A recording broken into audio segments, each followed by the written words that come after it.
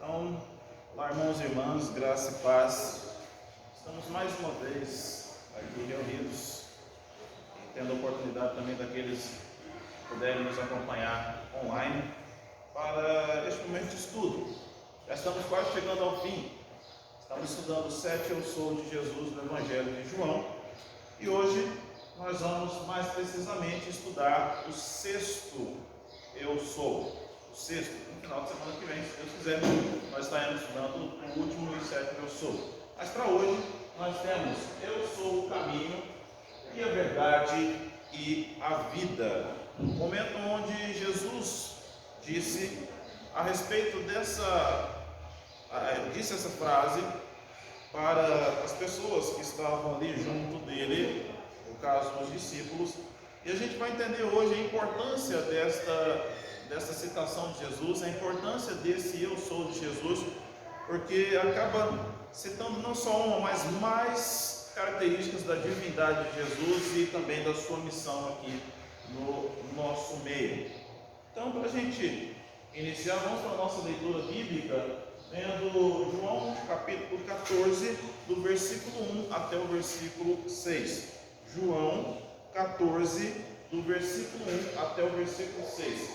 É um texto bastante conhecido, muito usado no evangelismo, quando nós vamos apresentar o plano de salvação para as pessoas que não conhecem a Cristo.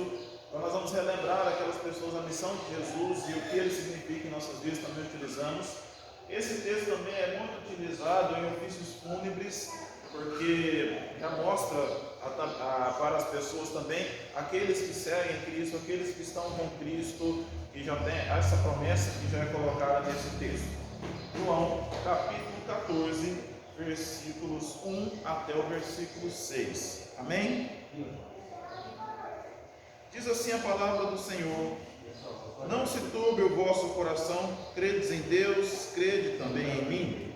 Na casa de meu pai há muitas moradas, se assim não fora, eu vos teria dito, pois vou preparar-vos lugar. E quando eu for e vos preparar lugar, voltarei e vos receberei para mim mesmo, para que onde eu estou estejais vós também. E vós sabeis o caminho para onde eu vou. Disse-lhe Tomé: Senhor, não sabemos para onde vais, como saber o caminho? Respondeu-lhe Jesus: eu sou o caminho e a verdade e a vida. Ninguém vem ao Pai senão por mim. Vamos orar nesse momento. Senhor Deus, nós lemos a sua palavra e agora esperamos, Senhor Deus, através desse estudo, sermos edificados através dela.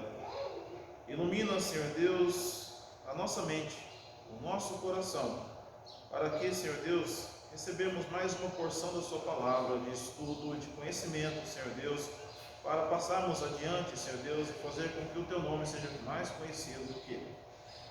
Obrigado, Senhor Deus, por tudo que tem feito em nossas vidas. Por isso oramos em nome do teu Filho Jesus. Amém. Então, meus irmãos, quando nós vamos pensar nessa passagem, eu fico imaginando a questão do caminho primeiro.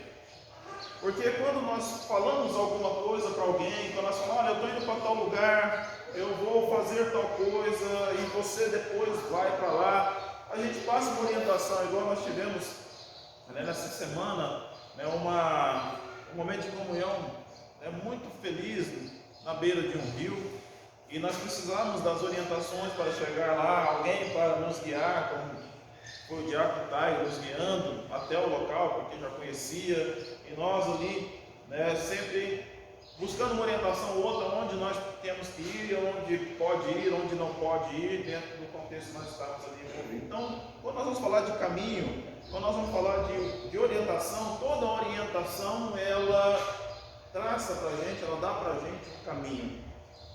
Toda orientação, ela mostra para a gente onde é que a gente tem que ir, seja fisicamente, seja mentalmente, tudo isso nós vamos tendo ao longo do tempo, através das orientações. Mas se de repente nós temos vários caminhos, a gente busca talvez algumas alternativas para tentar resolver a problemática de ter vários caminhos para chegar a algum lugar. E como nós resolvemos isso? nós resolvemos isso talvez escolhendo o caminho mais fácil, mas de repente nós escolhemos o caminho que é mais rápido, não é o mais fácil, mas é o mais rápido. Ou nós vamos pegar uma orientação para, não, eu quero usar esse caminho porque eu ainda preciso passar num outro lugar, ou ainda preciso fazer uma outra coisa. Então, isso são situações quando a gente busca orientação para chegar, para adentrar, para ir a algum lugar. A criança já está indo lá para a calçada. Então vamos lá. Nessa situação, eu imagino que muitos de nós já nos sentimos perdidos. Perdidos mesmo, no sentido de não saber para onde ir, no sentido de não saber o que fazer, não saber que rumo tomar na vida, de sentar e falar, e agora, o que eu faço? O que eu faço agora? Eu preciso de uma orientação, e às vezes você olha para o lado, olha para o outro, não tem ninguém. E acontece também você estar no meio de uma multidão, e olhar para um lado, lá para o outro, e é como se não tivesse ninguém, porque só vê gente passando para lá e para cá, e você não tem uma noção, inclusive até chega a não ter voz para pedir uma ajuda, alguma coisa nessa situação. Já passamos, alguns de nós, por isso, e a gente sabe que essa sensação gera em nós uma ansiedade, gera tristeza, uma insatisfação, por conta daquilo que nós estamos vivenciando naquele momento. E o que a gente mais espera é sair daquilo. E a ideia de sair daquilo é fazer o quê? Que tenha uma orientação, alguém diga, olha, faça isso. Faça isso. Se chegar num lugar onde você nunca foi, por exemplo, uma pessoa que nunca foi a um consultório médico, chega lá na recepção, o que eu tenho que fazer? Eu tenho que ir na recepção, eu tenho que fazer isso, fazer aquilo. Chegar com o irmão. Eu tenho que ir na recepção, eu tenho que ir lá na secretária do médico, o que eu tenho que fazer? Chega lá na porta, e a primeira pessoa que está lá é a pessoa que você vai pedir orientação. Normalmente ou é um segurança, ou uma recepcionista, e assim vai. Então, dentro desses contextos, nós vemos que nós não conseguimos, a gente não consegue se orientar, a gente tem problemas com relação a esses caminhos. As mudanças, muitas vezes na nossa vida causam isso, e nem sempre é fácil a gente lidar com mudanças. Mudanças de caminho, mudanças de direcionamento, e muitas vezes nós temos medo da mudança, porque nós não temos a certeza, embora todas as expectativas sejam ótimas, mas nós não temos a certeza de que caminho nós vamos seguir certamente. E aqui, a gente também pensa que quando a gente encontra a solução, quando alguém nos diz o que fazer, quando nós temos uma orientação, quando alguma coisa acontece, as coisas ficam muito mais simples, a gente passa a agir com naturalidade. Hoje é muito natural, por exemplo, as pessoas que dirigem entrar no veículo e saber quais os procedimentos que deve executar para seguir. Hoje é muito simples, você que consegue cozinhar, chegar lá e saber o que você precisa fazer para cozinhar. Se torna uma coisa natural. E às vezes até esquecemos das angústias e das tristezas que passamos ao tentar fazer isso no início. E nós vemos essas dificuldades. Meus irmãos e irmãs, a ideia dessa orientação nós podemos ver nesse texto quando Jesus fala com os seus discípulos. Quando Jesus fala com os seus discípulos. Vamos recordar aqui o contexto dessa situação. Jesus, nessa semana, no início da semana em que ele fala, este eu sou, o sexto eu sou, ele entra em Jerusalém, mas ele entra montado em um jumentinho. Nessa entrada, muitas pessoas o saudaram como sendo o rei de Israel, como sendo o novo governante, mas aí, lógico, o entendimento era que ele seria uma liderança política ali, seria aquele que faria a diferença naquele local. Então, nessa situação, as pessoas o saudaram, ele entrou, foi recebido por as pessoas, e se a gente fosse, as pessoas que estivessem próximas a ele, soubessem da promessa, iriam entender que ali era a última semana do seu ministério. A última semana do seu ministério. Então, Jesus ele reúne com seus discípulos ali pela última vez antes da sua paixão, da sua morte e da sua ressurreição. Então, chegando lá em Jerusalém. Era a época das festividades da Páscoa, então estavam ali todos eles, e ele montado nessa ocasião em jumentinho e sendo ovacionado pela multidão.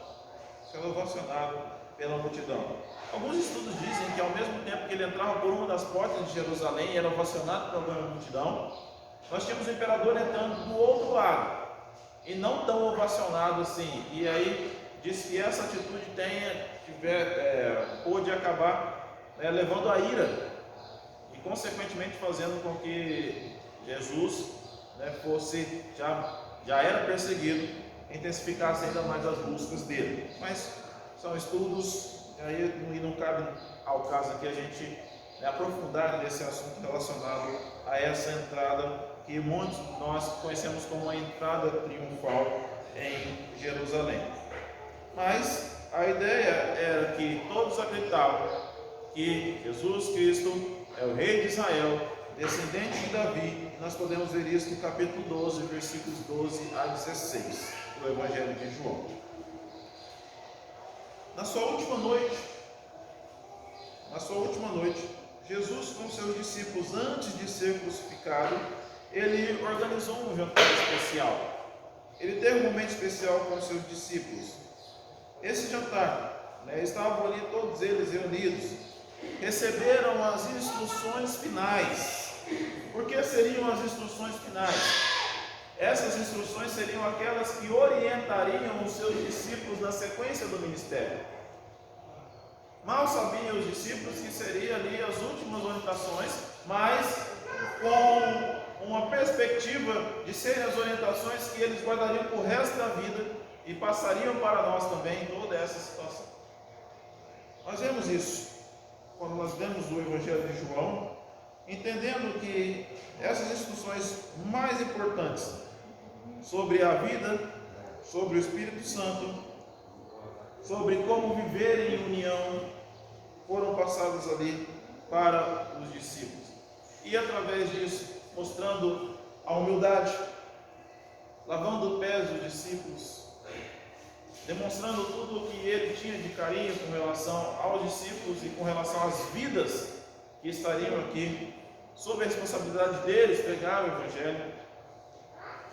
O traidor já tinha sido anunciado, já sabiam, Jesus já tinha falado que teria um traidor, embora o nome não tivesse sido revelado até então, mas ali já estava tudo já esquematizado, porque já estava tudo escrito pelo nosso Deus. Mas Jesus disse uma coisa interessante ali. Jesus disse que ele iria voltar para o Pai. Voltar para o Pai. E os discípulos estranham aquela afirmação, mas como voltar? O que vai acontecer, Como de repente a pessoa fala assim, olha, eu não estarei mais aqui a partir de amanhã. Aí a gente vai entender, bom, não vai estar aqui a partir de amanhã, então não vai estar aqui na igreja, por exemplo. Não vai, se a gente falasse do trabalho, não vai estar aqui no trabalho. Talvez nós entenderíamos isso. Não estarei mais aqui. E quando na verdade a pessoa não estará mais aqui porque ela vai ir ao óbito de alguma forma. Então é interessante quando nós pensamos nessas questões, no momento que Jesus fala, talvez nós ali, se estivéssemos ao lado dele nesse jantar, por todas essas orientações, ele falando que vai para junto do Pai, talvez nós pensamos, mas como que ele vai para junto do Pai? Ele está aqui, está do nosso lado, nós estamos comendo junto aqui. Para onde que vai? Que ideia é essa? O que ele está querendo dizer? Então a gente fica ficaríamos também um tanto quanto confusos como os discípulos ficaram. Mas Jesus explicou que ele iria também preparar um lugar para os seus seguidores, para aqueles que nele creem, e que no dia certo, ele iria voltar para buscar e se levar junto ao Pai. Os discípulos, eles já sabiam o caminho para onde ele ia. Já sabia, mas não entendia que era talvez ali aquele momento. Porém, Tomé, confuso, perguntou: Jesus, o que você está querendo dizer com isso? Como que a gente vai saber o caminho? Os momentos nossos de confusão, os momentos nossos de Pedro pergunta: como que eu vou saber o caminho? Quais são os sinais? Por onde eu vou? O que eu devo fazer? Para onde você está indo, Jesus? Qual era o caminho? Foi então que Jesus afirmou: eu sou o caminho e a verdade e a vida. Talvez não exista nos 4 evangelhos uma definição mais elevada e mais completa da definição de Jesus do que essa que nós vemos, quando ele define-se a si mesmo. Quando ele coloca ali numa síntese, numa simples frase: eu sou o caminho e a verdade e a vida. 3 coisas que ele cita numa frase só, para mostrar quem ele é: o caminho, a verdade e a vida. Olhando assim, olhando para Jesus, pensando: nossa, mas que identidade! Talvez ficaríamos também igual Tomé: por que ele falou que é caminho? Por que ele falou que é verdade? Por que ele falou que é a vida? Perguntaríamos: o que isso tem a ver? Caminho, mas como é que ele é o caminho? O que eu tenho que fazer para entender que ele é o caminho? Ele não é a estrada, ele não é a rua, ele não é a avenida, a rodovia, ele não é o guardinha que fica sinalizando para onde tem que ir. Então como é que eu vou entender que ele é o caminho? Como é que eu vou entender que ele é verdade? Não, eu sei que ele é verdade, porque ele sempre fala a verdade, ele não mente. Tudo que ele falou, ele foi sincero. Então talvez seja isso que ele está querendo dizer, por falar que é a verdade. Como é que eu vou entender que ele é a vida? Porque ele está vivo, porque ele ressuscitou Lázaro, porque ele fez não sei o quê. Então, talvez poderíamos entender isso. Mas, se nós formos dar sequência no que Jesus falou, como ele se comunicou com seus discípulos, ele se colocou como o único que era capaz de levar ao Pai. Ninguém vai ao Pai senão por Jesus. Como ele disse: ninguém vem ao Pai senão por mim. E com essas palavras, Jesus ele revela aquilo que ele é em si mesmo e também o que ele é para cada homem, para cada mulher, para cada pessoa existente nesse mundo, dizendo que ele é o caminho e a verdade e a vida. E nós vamos, a partir daí, entender por que Jesus disse: eu sou o caminho e a verdade e a vida. Ok? Alguma pergunta, algum comentário?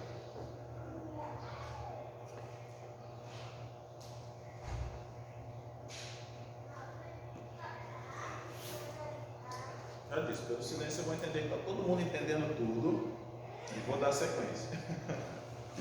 Igual eu faço nas minhas aulas. Ninguém falou nada, então tá beleza, vamos seguir. Aí na hora da prova a gente descobre se está tudo bem. Vamos lá então. Por que então Jesus falou isso? Primeira afirmação de Jesus, ele disse: eu sou o caminho. E por que ele disse que ele é o caminho? Qual a intenção de Jesus em dizer que ele é o caminho? Nós vamos ver numa busca para a gente completar nossas vidas. Existem muitos caminhos. A gente tenta muitas coisas na vida. Tentamos por quê? Porque nós queremos ser felizes. O nosso ideal é ser feliz. O nosso ideal é ser feliz. Mas nós vamos pensar por que nós somos criados. Por que nós somos criados? E aí vem a primeira pergunta do nosso catecismo. Entendendo a resposta como adorar a Deus e gozá-lo para sempre, nós vemos que a nossa felicidade ela está em Deus. A nossa felicidade está em Deus. Nós vamos adorar a Deus e nos sentirmos bem felizes com isso, nessa interação com o nosso Deus. O detalhe é o seguinte: nesse tempo nós passamos a buscar a felicidade e muitas vezes entendemos que essa felicidade em Deus não está sendo suficiente para nós. a ponto de, por exemplo, recebermos as bênçãos de Deus e aquelas bênçãos não serem suficientes para nossas vidas. Não, eu quero mais. Quero mais. E o que a gente faz? A gente acaba buscando outros caminhos. Porque parece que aquilo ali não está enchendo. Embora Deus já tenha dito para muitos sobre a suficiência dele. Eu penso assim, a lapada mais certeira tomada, desculpa utilizar essa expressão, foi do espinho na carne de Paulo, e Paulo recebe Deus, a minha graça te basta. Ela está lá, cita lá um espinho na carne, mensageiro de Satanás. Olha a maneira que ele se refere àquilo que ele está passando. A gente não sabe se era uma enfermidade, o que era, a Bíblia não está mesmo para entender o que era, mas era algo que estava incomodando ele quando ele ia sofrer. E Deus fala, minha graça te basta. Um tapa na cara daquele que pensa que precisa de mais além de Cristo. E nós vemos aqui nessa situação, então nós muitas vezes desviamos do caminho. Nós sabemos que Jesus é o caminho, nós desviamos do caminho. Por quê? Nós passamos, ao invés de pensar em Cristo, em vez de pensar na palavra, passamos a confiar nas religiões. Ou seja, parece que a religião, a doutrina criada por homens é muito mais importante que a própria palavra. Por isso, algumas pessoas pegam as doutrinas que são fundamentadas em usos e costumes apenas, se fundamentam em usos e costumes e levam aquilo para a igreja para tentar causar uma opressão, para tentar fazer com que as pessoas vivam ali sob o jugo de um líder episcopal, aquele que fica ali concentrado, todo o poder nele, ele manda e desmanda, faz o que quiser. E aí, com relação a isso, as pessoas fazem o quê? Vão confiando muito mais no que o pastor diz do que o que a palavra diz. Você falou que não pode usar saia, não pode usar saia. Falou, não pode cortar o cabelo, não pode cortar o cabelo. Não pode passar batom, não pode passar batom. E nós temos toda a orientação da palavra por causa disso. A gente vai desviando porque a gente vai perdendo o foco. Se Jesus disse que é o caminho, é esse o caminho que nós devemos seguir. E aí muitas vezes nós olhamos para outros caminhos, buscamos as filosofias, buscamos os estudos, buscamos as carreiras, buscamos os nossos prazeres, buscamos as aventuras, enfim. Todas as coisas que podem nos trazer uma satisfação. E quando nós não conseguimos, talvez, chegar ao sucesso, à felicidade, com isso que nós estamos buscando, a gente se frustra. E quando a gente se vê, é natural, quando nós encontramos pessoas nessa condição, onde se frustram, depois de não conseguir aquilo que queriam. O termo normalmente é o mesmo: estou perdido, eu não sei o que fazer, estou sem chão. Normalmente acontece isso, as pessoas se expressam dessa forma: eu não sei o que fazer. A pessoa não consegue nem voltar, não sabe nem que rumo tomar. Jesus é o caminho. Sem Jesus ninguém chega a Deus. O principal motivo que ele disse que é o caminho era o fato de nós seguirmos para chegarmos até Deus. A ideia era essa. A ideia era essa. Porque nós sabemos que nenhum outro caminho vai levar a Deus. Nenhum outro, senão Jesus. Nada nesse mundo vai conseguir preencher o vazio da falta de Deus. Nada. Então, se nós nos afastamos do caminho, tentando preencher com outras coisas, o certo é voltarmos para o caminho. Porque aí sim nós vamos receber aquilo que é devido.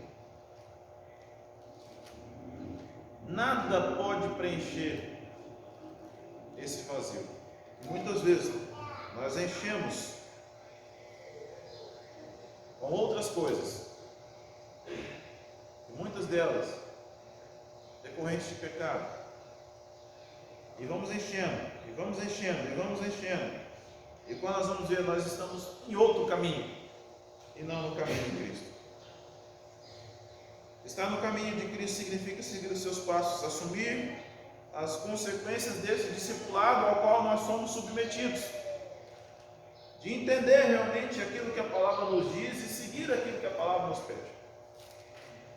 E aí sim nós vemos o caminho, entendemos o caminho que simboliza resignação, esvaziamento de nós mesmos, das nossas vontades, obediência a Deus. Significa nós aceitarmos até mesmo perseguição por sermos cristãos, por estarmos vivendo certinhos, por não querermos cometer erros. Isso é estar no caminho. Através de Jesus nós temos acesso direto ao Pai. Nós não precisamos de intermediários. Não precisamos de intermediários. Só Jesus. Mais ninguém. Nenhum santo, nenhum outro líder religioso, nada. Só de Jesus. Mas Fred, então não precisa de pastor? Precisa, porque são eles que vão nos orientar a seguir este caminho. A função deles é nos orientar, não é nos levar. Quem vai nos levar é Jesus. Mas esses líderes, a função deles é nos orientar, como nós já vimos aqui, como um bom pastor, para nos levar nesse caminho, para Jesus nos guiar. Ele só nos orienta, olha, é assim, faça assim, como nós estamos vendo aí, nosso pastor ministrando algo nessa linha ali para a classe de catecúmenos, os fundamentos da fé, orientando na palavra de Deus, para depois essas pessoas seguirem, porque ele não vai ficar segurando a nossa mão e levar até adiante, como nós já vemos aqui. Passa as orientações, passou a orientação, entendeu? Beleza, na dúvida recorre a alguém que sabe, e assim a gente vai seguindo. Por isso nós precisamos viver em união, porque quando a gente vê que um está capengando, caindo, a gente segura, vê do outro lado, segura, se é a gente, as pessoas vêm, segura e assim vai. Jesus é o único caminho para Deus. Não há uma outra maneira da gente se aproximar de Deus que não seja por Ele. Apenas Jesus pode tirar os nossos pecados, nos permitindo chegar até Deus. Só Jesus nos pode dar a salvação, como nós vemos em Atos dos Apóstolos, capítulo 4, versículos 11 e 12. Alguma pergunta? Comentários? Dando sequência. Jesus também falou que é a verdade. A verdade revelada. Será que existe uma verdade objetiva? Será que podemos conhecê-la? Jesus disse que sim. E mais, ele disse que a verdade nos liberta. Mas que verdade é essa que nos liberta? Essa verdade é Cristo. Esta verdade é Cristo. Toda a realidade ela foi criada através de Jesus. Jesus é perfeito. Jesus é justo e nunca muda. Quando fala que Jesus é perfeito, eu fico pensando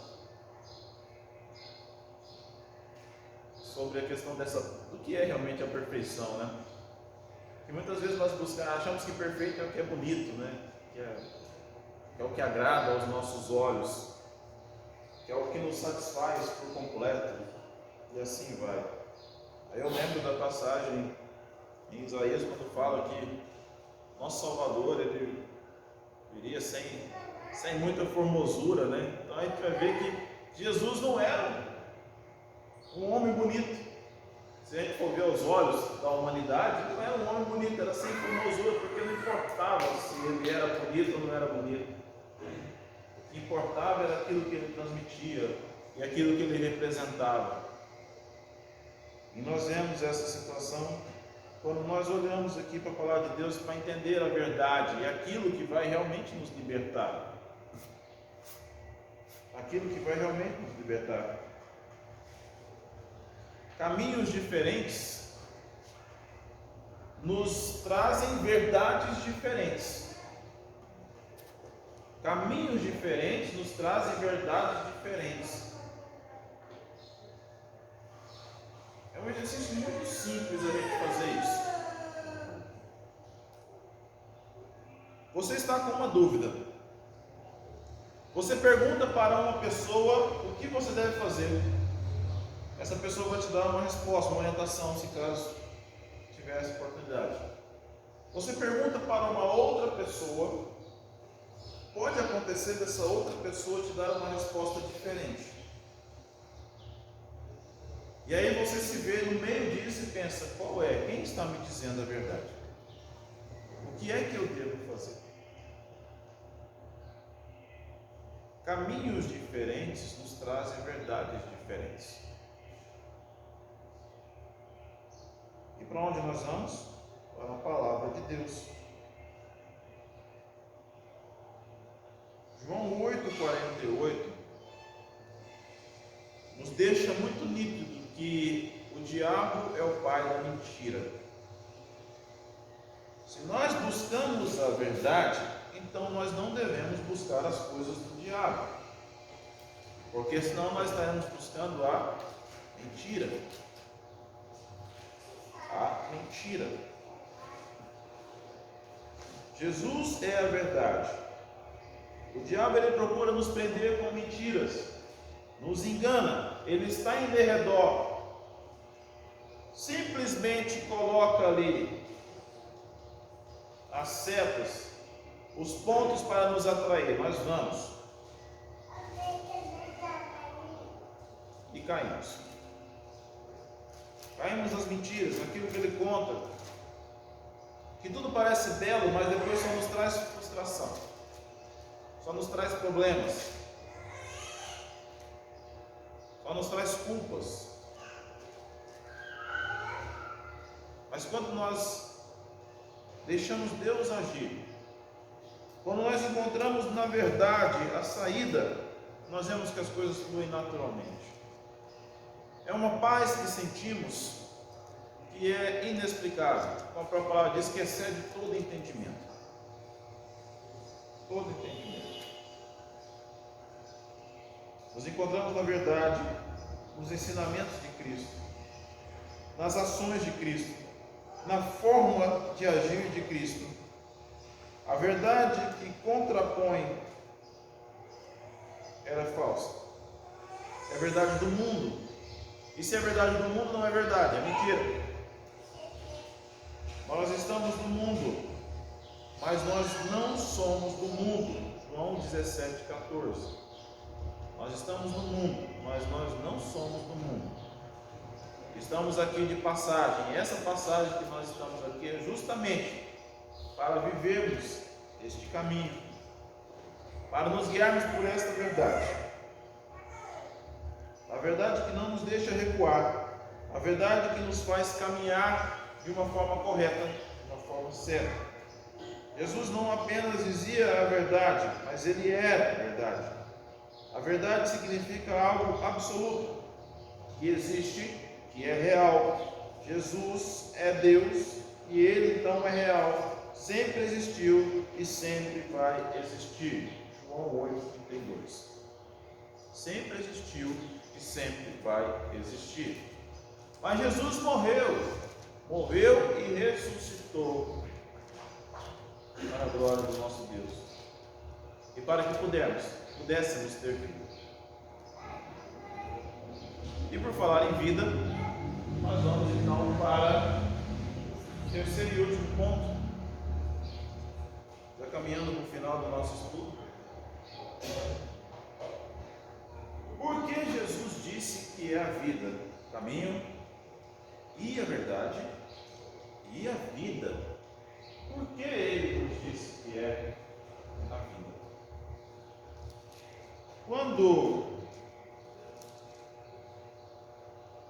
se perde a vida plena de Deus, nós somos prisioneiros. Quando a gente se desliga de Deus, eu sei que assim, naturalmente não é possível fazer isso, porque de uma forma ou de outra nós estamos ligados, somos criaturas. Mas se a gente for pensar, quando a gente desvia do caminho, quando a gente não vive essa verdade, a gente se perde e acabamos ficando prisioneiros de outras coisas, reféns, presas fáceis para as coisas do mundo. É simples. Basta afastar de Deus. E como a gente afasta de Deus, velho? O ideal para a gente manter a comunhão com Deus é utilizar os meios de graça: oração, leitura da palavra e a comunhão com os santos. O que é isso? Você orar todos os dias, você ler a palavra todos os dias, e você está em comunhão com os santos, aqueles que estão separados para Deus todos os dias. A Fred está difícil? Consigo orar, ler a palavra todo dia, mas para mim estar em comunhão é complicado, porque o irmãozinho ali, a irmãzinha lá, não dá. Não dá. É interessante que ontem, no grupo de WhatsApp da Igreja Presbiteriana de Alto Garças, nossa congregação, que eu ainda faço parte desse grupo, por uma brincadeira, eu gosto muito de pegar no pé da Alessandra, que é uma membro de lá, né? Então eles estavam numa atividade lá e nessas atividades de arrumação lá das coisas ela não estava presente, né? E ela é uma figura já bem popular da igreja, uma membro já antiga da igreja, então normal, ela sempre participa das programações e ela não estava. E eu lancei um comentário falando, né? Perguntando por que ela não estava, que nas horas que tinha que pegar no pesado ela não aparecia e tudo mais. E essa situação foi indo, né, se desenrolando e virou uma brincadeira saudável dentro do grupo. E a gente assim, algumas pessoas falando, maldizendo ela, mas de uma forma de brincadeira, né? A gente colocava termos para mostrar que nós realmente estávamos brincando com relação àquilo. Mas o fato é que, se a gente for parar para pensar, nem tudo é uma brincadeira. Porque existem pessoas assim dentro da igreja que a gente não consegue conviver. Por conta do seu comportamento, por conta das suas preferências, e a gente vai olhando isso nessa situação. E acaba por isso até mesmo nos comprometer na comunhão. E por que eu citei esse fato desse grupo de WhatsApp? Porque chegou um momento lá onde o comentário foi, olha, o meu irmão falou assim, esse tipo de pessoa faz com que a gente exercite o fruto do Espírito. Está certo. Está certo. Muitas vezes nós pedimos para Deus paciência, mas você quer que Deus te dê paciência quando está tudo tranquilo? Não vai funcionar. Não vai funcionar. Ele vai te dar paciência onde? Onde a situação precisa de paciência. E naquela hora é a hora que você vai falar, opa, agora é a hora de eu usar aquilo que Deus me deu. Muitas vezes a gente não usa, mas é o que a gente tem que fazer. Deus, eu quero ser longânimo, eu não quero assim, na hora assim que vier, deixar a raiva vir uma vez e tudo mais, irar, né? A palavra fala, irai-vos, mas não pequeis. Como é que faz isso? E a gente não quer deixar esse negócio vir uma vez, a gente segura, né? Quer ser um pouco longânimo, mas como é que você vai ser longânimo? Você vai ser longânimo na hora que você precisa de ser. Na hora que você precisa de ser. Por exemplo, hoje nós tivemos um atraso de 10, 15 minutos, se não me engano, para a gente iniciar. Isso gera na gente uma angústia, porque a gente costuma começar as coisas na hora. Mas é hora que a gente precisa exercitar a paciência. Isso está tão interessante porque a gente vai observar, nós não estamos tendo paciência, por exemplo, para ver um vídeo que tem mais de 2 minutos praticamente. A gente não tem mais, pode dizer, a gente não tem. São raras as pessoas que conseguem parar quando ora assim 5 minutos. Você a pessoa te manda um link, você olha lá, uma palestra, 45 minutos, você olha assim, gente, 45 minutos. Aí você vai tentar calcular quando é que você vai ver, né? Que isso, que aquilo e tal, e muitas pessoas acabam até deixando. Por que eu estou dizendo isso? Porque muitas dessas coisas têm nos feito reféns. Muitas dessas coisas têm nos tirado o foco. Quantas coisas nos tiram o foco? Nós acreditamos que temos promessas de Deus para as nossas vidas. Nós confirmamos essas promessas. Nós entendemos, talvez não seja agora que vai acontecer, mas a gente vê que muitas coisas nos tiram o foco. A gente para de olhar para Deus, a gente para de olhar para Cristo. E a gente morre. Simplesmente a gente morre. Porque a gente não tem ação. A gente para de ter ação. A gente se prostra. É horrível chegar nesse estado, mas a gente chega. A gente chega e pode falar assim, eu não consigo. Não sei se aconteceu com você de chegar nesse estado, mas comigo já várias vezes. Chegar e falar, não consigo, parece que eu não vou mais. Aí eu deito e pego no sono. Parece que quando eu acordo diferente. Com a solução. Penso, nossa, Deus tem sido muito bom para mim, muito misericordioso. Porque as situações conflituosas na minha vida, muitas vezes, quando eu penso, não vai dar certo mais, não vou dar conta, Ele coloca. E sabe por quê? Porque Ele é vida. Deus é liberdade. A vida em Cristo é uma vida de liberdade diante dos nossos próprios apetites, diante das nossas próprias paixões, diante dos nossos próprios vícios. Por quê? Porque quando nós estamos em Cristo, isso não vai ser suficiente para nos desviar. Porque Ele nos deu vida. E por que nós vamos buscar algo que nos leve à morte? Por que nós vamos buscar um pensamento que nos leve à derrota? Por que nós vamos buscar alguma atividade que nos leve ao desgaste? Por que nós vamos buscar algo que vai nos matar? Vamos buscar algo para a vida, vamos buscar Cristo.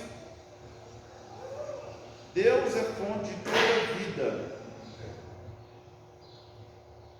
Deus é fonte de toda vida. Então é Ele quem dá vida, é Ele quem tira a vida de qualquer criatura desse mundo. Tá? Como que for.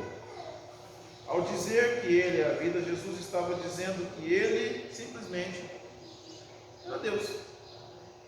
Eu sou a vida, sou eu que tomo conta. Como nós já vimos, o eu sou o passado, Ele é a ressurreição e a vida. Nenhum outro caminho consegue dar vida. Por mais que prometa, por mais que diga as coisas, não consegue. Jesus provou que Ele é vida ao ressuscitar dos mortos. Ele provou que Ele é vida ao ressuscitar pessoas. O autor da vida não podia continuar morto. Ele ressuscitou. Ele venceu a morte. O pecado que nos separava de Deus. É através de Jesus que nós podemos ser ressuscitados e ter a vida eterna. Somente para aqueles que creem. Concluindo, entendendo tudo isso, como nós já vimos, existem muitos caminhos diferentes. Mas só um caminho nos leva a Deus e a vida eterna. Apenas um caminho nos leva a Deus e a vida eterna. Por isso que Jesus, quando foi afirmar, Ele não disse, eu sou um caminho.